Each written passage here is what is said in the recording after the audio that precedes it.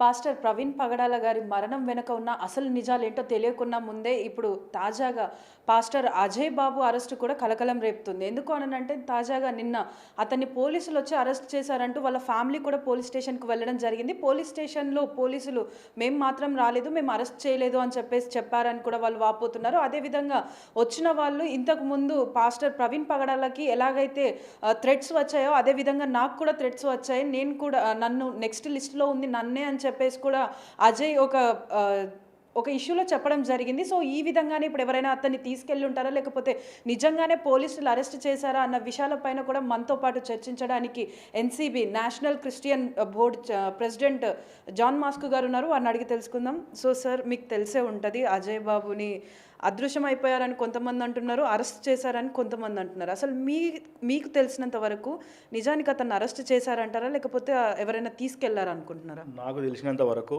అజయ్ బాబు గారిని అరెస్ట్ చేశారు. Godavari district Rajapuram police వాళ్ళు తీసుకెళ్లారని మాకు సమాచారం ఉంది. అయితే ఎవరు తీసుకెళ్ళినా వాళ్ళ కుటుంబ సభ్యులకు చెప్పి తీసుకెళ్తారు, చెప్పకుండా తీసుకెళ్లరు.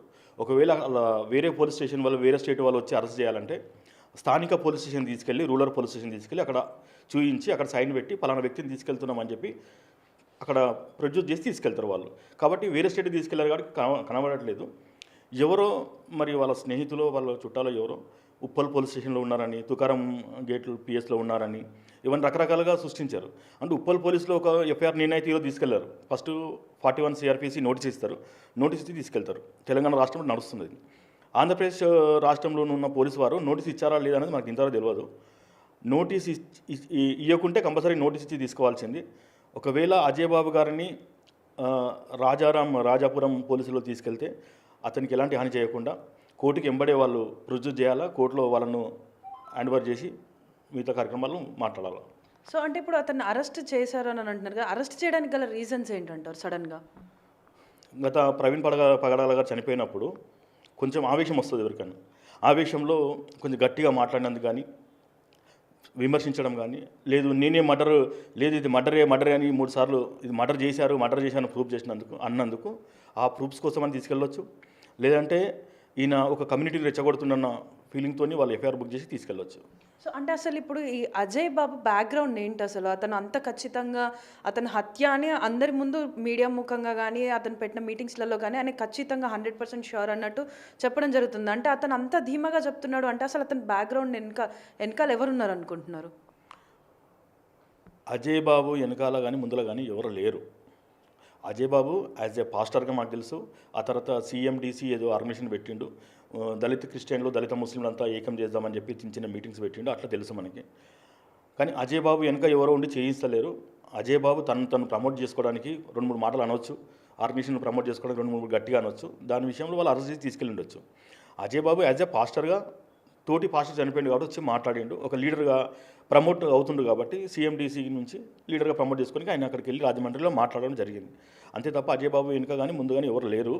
అజయ్ బాబు ఒక సేవకుని కానీ ముందుకెళ్తున్నాడు. కానీ అజయ్ బాబుని కానీ జాన్ బెన్నీలింగం అని ఇంకో లీడర్ ఉన్నాడు, క్రిస్టియన్ లీడర్, వీళ్ళందరినీ అరెస్ట్ చేసి తీసుకుపోతున్నప్పుడు మేము క్రైస్తవ సమాజంలో క్రైస్తవులుగా మేము చేయవలసింది ఏంటంటే అడ్వకేట్లను పెట్టి బెయిల్ తీసుకొని, స్టేషన్ బెయిల్ శిక్షలు అవి, స్టేషన్కి వెళ్ళి బెయిల్ తీసుకొని కుటుంబ సభ్యులు వెళ్ళి బెయిల్ తీసుకొని మనం కోర్టులో మనం చేసింది కరెక్ట్ అని ప్రూవ్ చేసుకోవాల్సిన అవసరం వస్తుంది.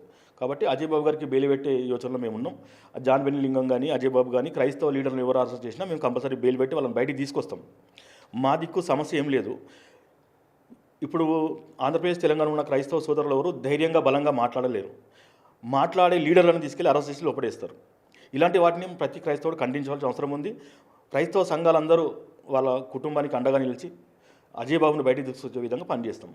సో, అంటే ఇప్పుడు ప్రవీణ్ పగడాల గారి మరణం అప్పుడు ఇతను మాట్లాడినటువంటి మాటలు ఈ మత కలహాలను రేపుతాయన్న ఒక ఉద్దేశంతో ఇప్పుడు అతను ఎందుకు అలా మాట్లాడాల్సి వచ్చిందన్న ఒక ఉద్దేశంతో అరెస్ట్ చేశారంటారా? లేకపోతే ఇంకా మరి ఇతర కారణాలైనా ఉన్నాయంటారా?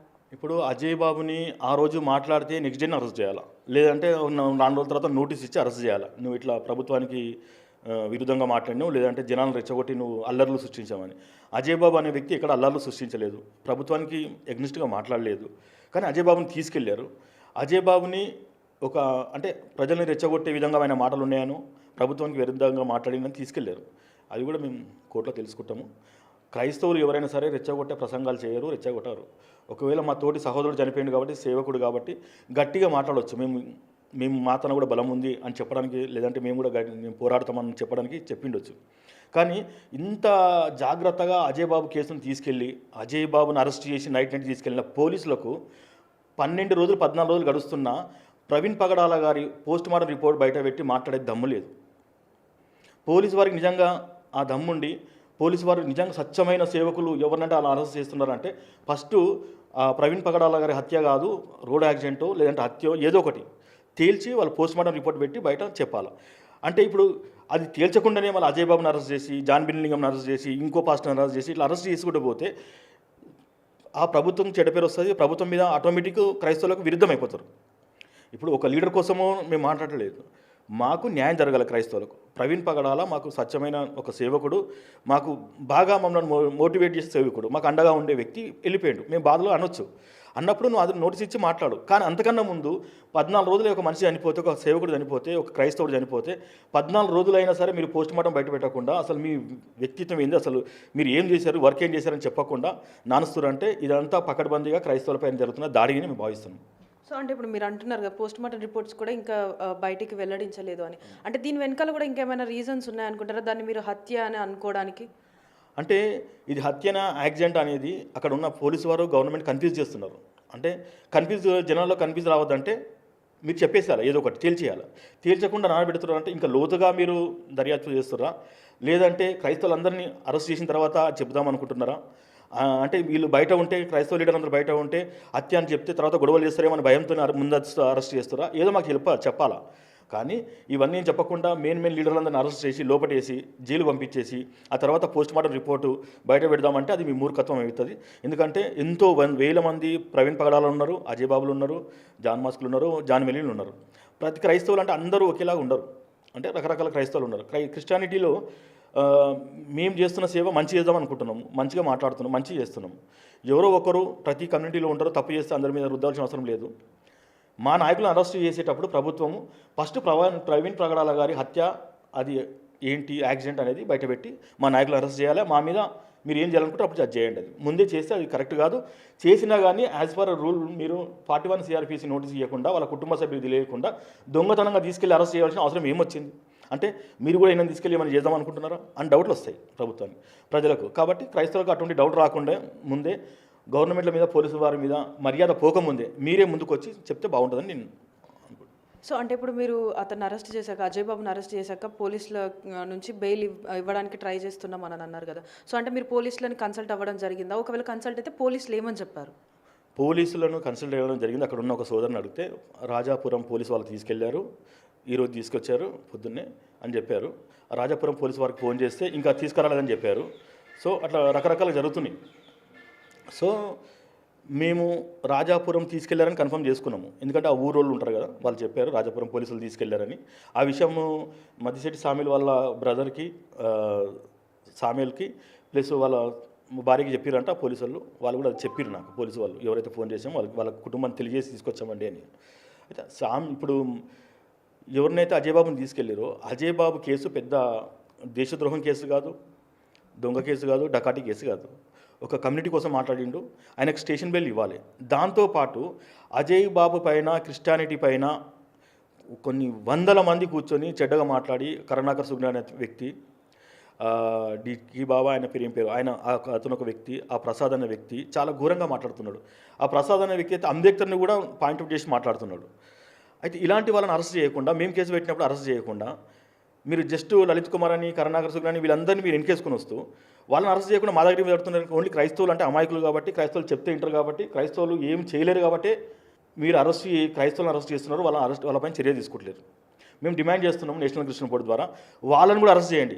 మతాల కోసం, కులాల కోసం ఎవరైతే సోషల్ మీడియాలో కూర్చొని మాట్లాడుతున్నారో వాళ్ళందరినీ ఎంబడి అరెస్ట్ చేయాలి. వాళ్ళు మమ్మల్ని విమర్శిస్తున్నారు, మా కుటుంబాన్ని విమర్శిస్తున్నారు, మా మనుషుల్ని. ఒక వ్యక్తి చనిపోతే ఆ వ్యక్తి పైన కూడా వాళ్ళు సోషల్ మీడియాలో కూర్చొని చెడుగా మాట్లాడుతున్నారు. అలాంటి వ్యక్తులని అక్కడ ఉన్న గవర్నమెంట్లు, ఇక్కడ ఉన్న గవర్నమెంట్లు ఎవరైనా సరే ఎంబడి అరెస్ట్ చేసి వాళ్ళపైన విచారణ జరపాల్సింది మేము కోరుకుంటున్నాను నేను. సో అంటే ఇప్పుడు అజయ్ బాబు కేసులో ఇప్పుడు నెక్స్ట్ మీరు తీసుకోబోయే స్టెప్ ఏంటి?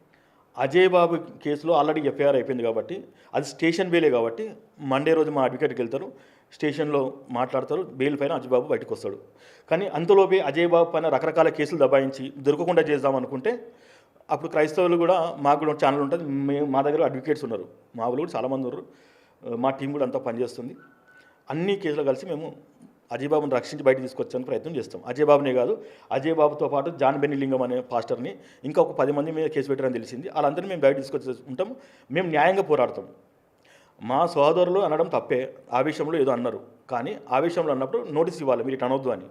దానికి వచ్చి వాళ్ళు వివరణ ఇస్తారు. అవన్నీ ఇవ్వకుండా మీరు దొంగచాటుగా తీసుకెళ్తారంటే ఇంకా ప్రవీణ్ పగడాలది హత్యనేమని డౌట్ మాకు వస్తుంది.